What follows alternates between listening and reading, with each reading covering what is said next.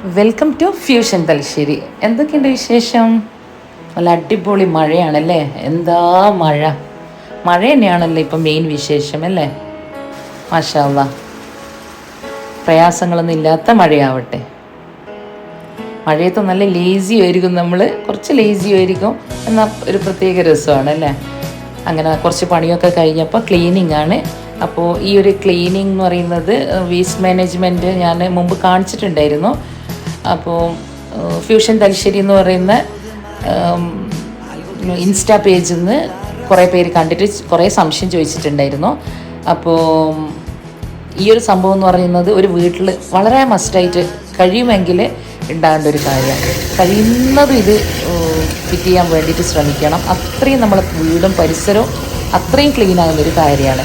അപ്പോൾ എത്ര വേസ്റ്റ് വേണമെങ്കിലും നമുക്ക് മാനേജ് ചെയ്യാം, ക്ലീൻ ചെയ്യാമെന്ന് മാത്രമല്ല ഇതിൻ്റെ വളം നമുക്ക് നമ്മുടെ ചെടികൾക്കും നമ്മളെ കൃഷിക്കും ഒക്കെ കൊടുക്കാം. അപ്പോൾ ഈ സിങ്കിൻ്റെ താഴെ തന്നെ ഏത് സിങ്കും നമുക്ക് വാങ്ങി വെക്കാം. ഈ സിങ്കിൻ്റെ താഴത്ത് ഈ ഒരു മോട്ടറുണ്ട്. ഇത് നല്ല ഹെവി മോട്ടറാണ്. ഇത് ഒരു നല്ലൊരു ജർമ്മൻ ബ്രാൻഡാണ്. അപ്പോൾ പല ബ്രാൻഡിൻ്റെയും പല കാറ്റഗറിയിലുള്ള പ്രൈസിൻ്റെയും ഉണ്ട്. അപ്പോൾ ഇത് ഞാൻ വെച്ചിട്ടുള്ളത് പുറത്തുള്ള ഒരു സെപ്പറേറ്റ് കിച്ചണിലാണ്. കഴിയുന്നതും അങ്ങനെ ഒരു കിച്ചണിലോ അല്ലെങ്കിൽ മുറ്റത്തൊരു ചെറിയ ഒരു സിങ്കൊക്കെ ആയിട്ട് ചെറിയൊരു പിന്നെ ഒന്ന് സെറ്റ് ചെയ്താൽ മതി. അപ്പോൾ ഈ വേസ്റ്റ് മാനേജ്മെൻ്റ് ആയതുകൊണ്ട് ഫിഷ് ആയാലും അങ്ങനെ പല ഐറ്റംസും ആയിരിക്കുമല്ലോ, മട്ടൻ്റെയും ബീഫിൻ്റെയും ഒക്കെ, അത്രയും പച്ചക്കറികൾ ഫ്രൂട്ട്സിൻ്റെയും ഒക്കെ ഉണ്ടാവുമല്ലോ.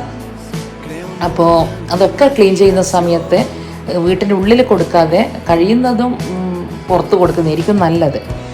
ഓക്കെ, അപ്പോൾ അതിൻ്റെ ഇടയിലൊരു കഞ്ഞിയോ ഒരു നല്ലൊരു ചമ്മന്തിയോ ഒക്കെ കഴിച്ചിട്ടുണ്ട്. അപ്പോൾ ഈ ഒരു ക്ലീനിങ്ങിൻ്റെ ഒരു കാര്യം എന്ന് വെച്ച് കഴിഞ്ഞാൽ ഒരു വിശദമായൊരു വീഡിയോ ഞാൻ പിന്നെ ചെയ്യാം.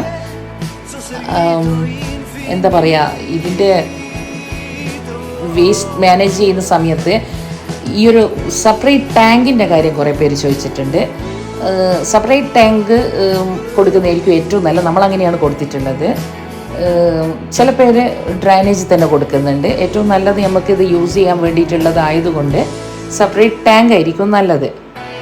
എപ്പോഴും നല്ല ചെടിക്കും കൃഷിക്കൊക്കെ നമുക്ക് കൊടുക്കാൻ പറ്റും. പിന്നെ ഇതിൽ അത് കൊടുങ്ങുക ഇത് കൊടുങ്ങുക ഈ ഒരു ഒറ്റ പ്രശ്നമില്ല. എത്ര ഫിഷിൻ്റെയും എത്ര ക്രാബിൻ്റെയും ഒക്കെ നമുക്ക് ചെയ്യാം, ക്ലീൻ ചെയ്യാം. പിന്നെ അത് മാത്രമല്ല, യാതൊരു സ്മെല്ലോ കാര്യമോ ഒന്നും ഉണ്ടാവുമൊന്നുമില്ല. അത് ക്ലീൻ ചെയ്യുന്ന ആ ഒരു സമയത്ത് മാത്രം കുറച്ച് സ്മെല്ലുണ്ടാവുള്ളൂ. അതുകൊണ്ടാണ് പുറത്ത് കൊടുക്കുന്നതായിരിക്കും ഏറ്റവും ബെറ്റർ എന്ന് പറഞ്ഞത്. പിന്നെ എന്താ പറയുക, നമ്മളെ ഈ ഒരു ഇതിൽ ഞാൻ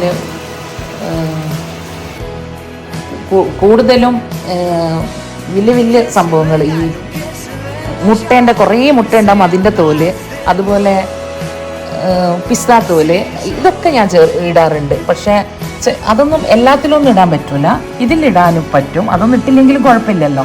നമുക്ക് ഫിഷിൻ്റെയും മട്ടൻ്റെയും ഒക്കെ തന്നെ ക്ലീൻ ആയപ്പോരെ, ഒരുപാട് പച്ചക്കറിൻ്റെയും ഫ്രൂട്ട്സിൻ്റെയും ഒക്കെ തന്നെ. അപ്പോൾ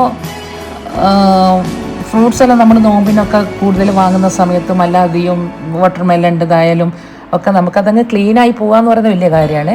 പിന്നെ ഇടാൻ പാടില്ലാത്ത കുറച്ച് ഐറ്റംസും ഉണ്ട്. അതായത് നാര് വരുന്ന സാധനം ഉണ്ടല്ലോ, അതായത് ഡ്രം സ്റ്റിക്കിൻ്റെ ഇത് അതിടാൻ പാടില്ല, അതുപോലെ പൈനാപ്പിളിൻ്റെ തോലിടാൻ പാടില്ല. ഇങ്ങനെയൊക്കെയുള്ള കുറച്ച് കാര്യങ്ങളുണ്ട്.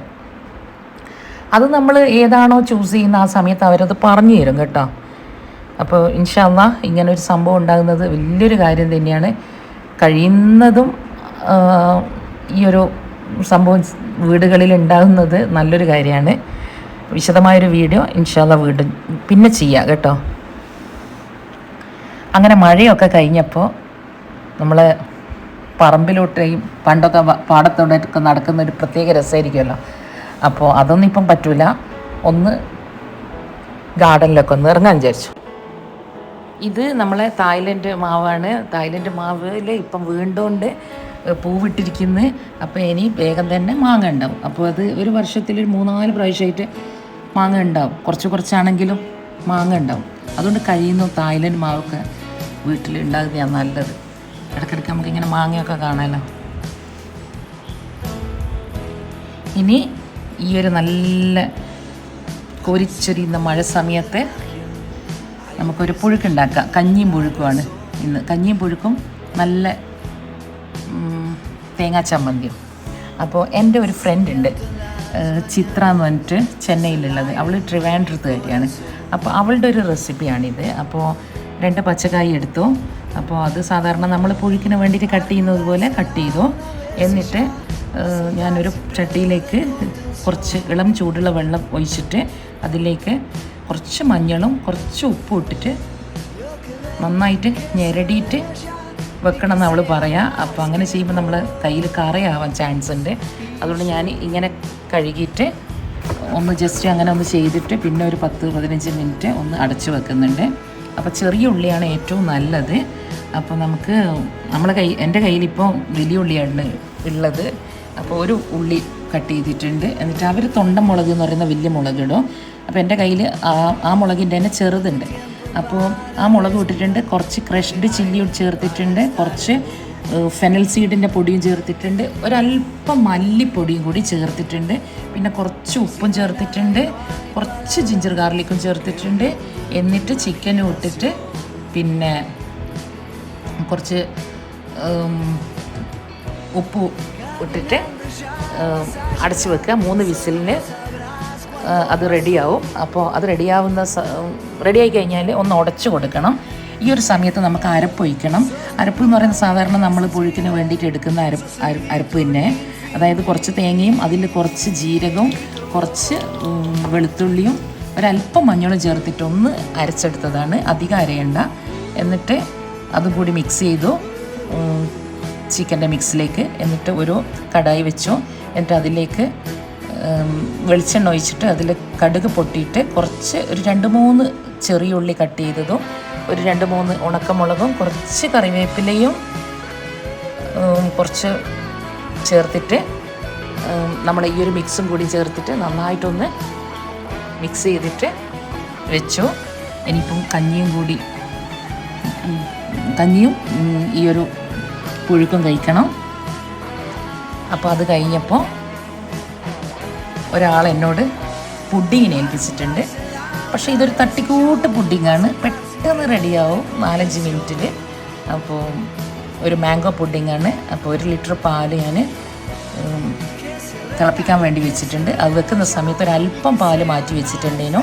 അതിലേക്ക് 2-3 ടേബിൾ സ്പൂൺ കസ്റ്റാർഡ് പൗഡറും കൂടി ചേർത്തിട്ട് മിക്സ് ചെയ്തിട്ട് ഈ ഒരു പാലിലേക്ക് ചേർത്തിട്ടുണ്ട്. എന്നിട്ട് ഈ ഒരു കൺസിസ്റ്റൻസി ആയി കഴിഞ്ഞാൽ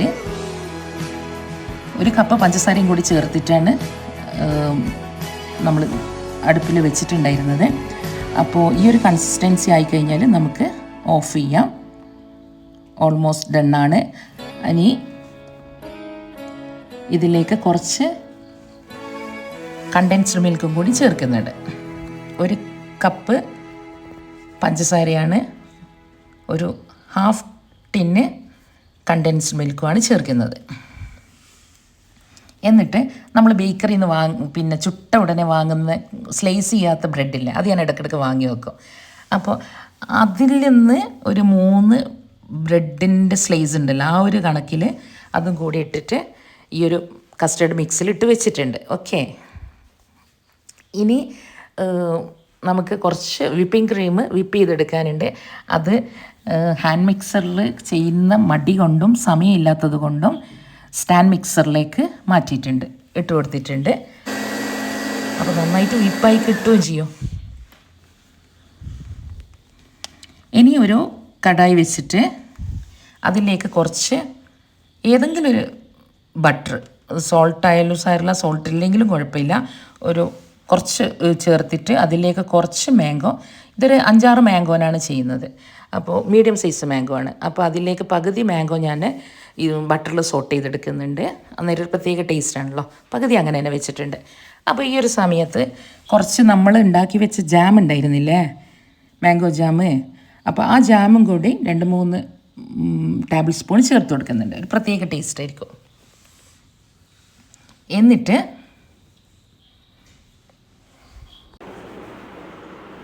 അങ്ങനെ 2-3 ടേബിൾ സ്പൂണ് നമ്മൾ ജാമും കൂടി ചേർത്തു. എന്നിട്ട് നമ്മുടെ ഈ ഒരു കസ്റ്റേർഡ് മിക്സും കൂടി ചേർത്തിട്ട് നന്നായിട്ടൊന്ന് മിക്സ് ചെയ്യുന്നുണ്ട്. ഇത് ഒന്ന് ആറിക്കഴിഞ്ഞ് കഴിഞ്ഞാൽ മിക്സിയിലൊന്ന് അരച്ചെടുക്കണം. ജസ്റ്റ് ഒന്ന് അരഞ്ഞാൽ മതി, വല്ലാണ്ട് ഫൈനായിട്ട് അരയേണ്ട ആവശ്യമില്ല.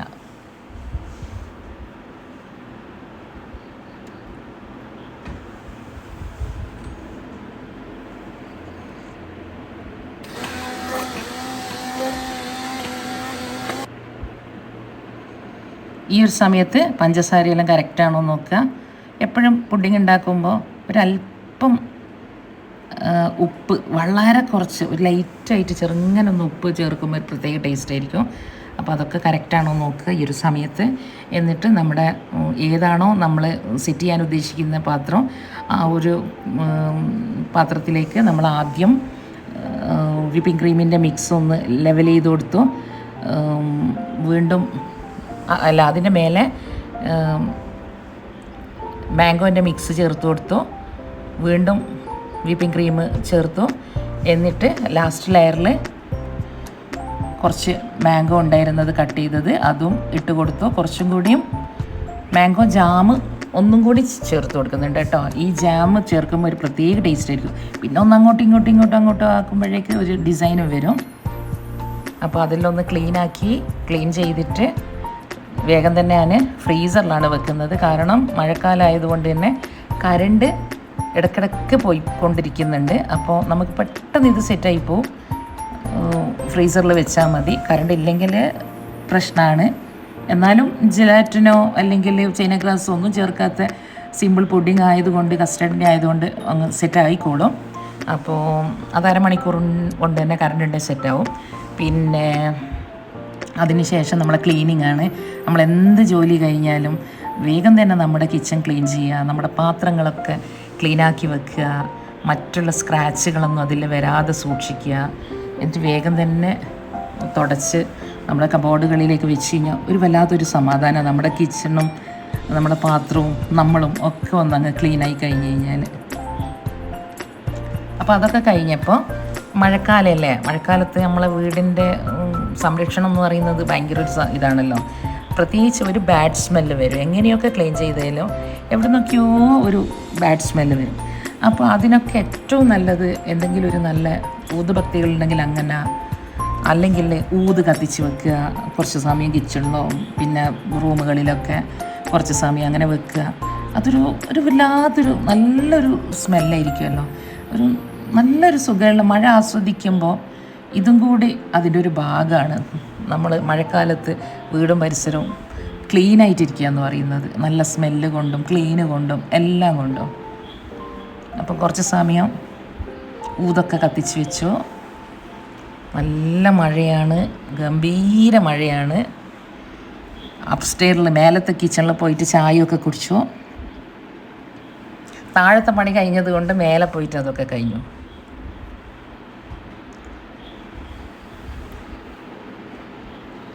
ഇനിയിപ്പോൾ എൻ്റെ ഈ ഒരു ചെടി വലിയൊരു പോട്ടിലേക്ക് മാറ്റണം. ഒരു കുഞ്ഞൊരു ചെടി ഞാൻ പിന്നെ ഗാർഡനിൽ നിന്ന് എടുത്തിട്ട് ഒരു ചെറിയൊരു ഐക്യെന്ന് വാങ്ങുന്ന ചെറിയൊരു ഗ്ലാസ് കണ്ടെയ്നറിൽ വെച്ചതാണ്. എന്നിട്ട് അത് മറ്റൊന്നിലേക്ക് മാറ്റി. കുറച്ച് വലുതായപ്പോൾ വീണ്ടും ഈ ഒരു വലുതിലേക്ക് മാറ്റി. ഇപ്പം വീണ്ടും വലിയ ആളായപ്പോൾ ഈ ഒരു പോട്ടിൽ ഒരു ഭംഗി കിട്ടുന്നില്ല. ഒരു നല്ല പോട്ട് വാങ്ങണം. അപ്പോൾ ആ ഒരു സ്ഥലമൊക്കെ ക്ലീനാക്കി. ഈ ഒരു ബ്രെഡിൻ്റെ ബോക്സും ഈ ഒരു കോഫി ടീ ഇട്ട് വെച്ച ഈ ഒരു കണ്ടെയ്നറും ഒക്കെ, ഈ കാനിസ്റ്റേഴ്സൊക്കെ എവിടെ നിന്നാണ് വാങ്ങിയെന്ന് ഇങ്ങനെ ചോദിക്കലുണ്ട്. കൂടുതലും ബ്രെഡിൻ്റെയൊക്കെ കാനിസ്റ്റേഴ്സിൻ്റെ പാർട്ട് ഉണ്ടായിരുന്നു മുന്നേ. കാനിസ്റ്റേഴ്സിൻ്റെ വാങ്ങിയത് ഇക്സോറ എന്നാണ്. ബ്രെഡിൻ്റെയും ഇതൊക്കെ പിന്നെ അങ്ങനെയുള്ളതാണ്. ഈ ഒരു ടീ വെക്കുന്ന ഈ ഒരു കബോർഡ് ചൈനയിൽ നിന്ന് വാങ്ങിച്ചതാണ്. ഇത് ചൈനീസും കൊറിയൻസും ഒക്കെ അവരുടെ ഗ്രീൻ ടീയും അവരുടെ ചില സ്നാക്സൊക്കെ വെക്കുന്ന ഒരു ചെറിയൊരു കബോർഡാണ്. നല്ല രസമാണ്. അപ്പോൾ ഞാനും അങ്ങനെ ഇഷ്ടമായിട്ട് വാങ്ങിയതാണ്. ഞാനും കുറച്ച് ഗ്രീൻ ടീയും കട്ടൻ ചായൻ്റെ പരിപാടിയൊക്കെയാണ് വെച്ചിട്ടുള്ളത്. കുറച്ച് ഡ്രൈ ഫ്രൂട്ട്സൊക്കെ നമ്മൾ ലേഡീസ് വീട്ടിലില്ലാത്ത സമയത്തും ആണുങ്ങൾക്കൊക്കെ പെട്ടെന്ന് ഒരാൾ വന്നു കഴിഞ്ഞാൽ വേഗം കൊടുക്കാം. പിന്നെ അത് കഴിഞ്ഞപ്പോൾ കുറച്ച് പാത്രമൊക്കെ കഴുകാനുണ്ടായിരുന്നു. ഇതൊന്നും ഡിഷ് വാഷറിൽ ഇട്ടുകൂടാ. ഈ ഒരു കടായി ഉണ്ടല്ലോ, ഇത് 85 കൊല്ലത്തെ പഴക്കമുണ്ട്. ഇതെനിക്ക് ചെന്നൈയിലുള്ള എൻ്റെ ഒരു പാട്ടി തന്നത്. ഭയങ്കര സംഭവം ആ ഒരു പാത്രം. അപ്പോൾ നമ്മളെ ഒരുവിധ പണികളൊക്കെ കഴിഞ്ഞു. ഇന്നത്തെ വീഡിയോ ഇഷ്ടപ്പെട്ടിട്ടുണ്ടെന്ന് വിചാരിക്കുന്നു. ഇൻഷാ അല്ലാഹ് മറ്റൊരു വീഡിയോ ആയിട്ട് വീണ്ടും കാണാം. Okay, by.